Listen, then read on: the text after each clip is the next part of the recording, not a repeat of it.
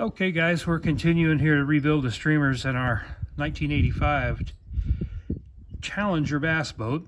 One thing that always surprises me in these little boats, it comes from the factory.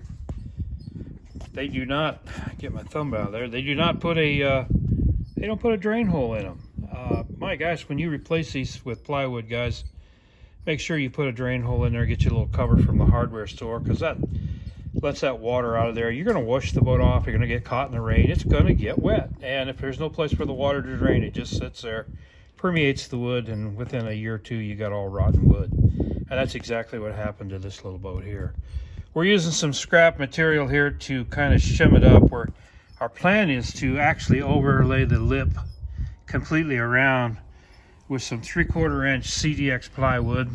I use CDX because it's finished on one side, kind of smooth, and I actually leave a little bit of a gap around the edges here so that the water can drain off of that channel as well. And when you put the carpet down, you won't see that. You can actually loop the carpet up over that. You won't see that little area there. We got our fiberglass down. We got some matting on there. I didn't buy enough product. I'm gonna have to pick up a little bit more. I like to encapsulate the boards completely. I have used some of my scraps here to shim the floor up so that when we do put our 3/4 inch plywood down, it's all level. You don't have any popping, and you certainly don't want it to warp later on. I'm just trying to figure out what sizes of deck screws that I want to use in here. You got to be really careful, guys, because you can go right through the bottom of your boat. So you got to get enough to go through your material and get enough bite on this lip, but at the same time you don't want to continue clear through the bottom of the boat. So with that in mind, you can actually use two sizes of deck screws. Over here it doesn't matter, you got plenty of room, and that's going to be a good area that you want to support and attach very well anyway.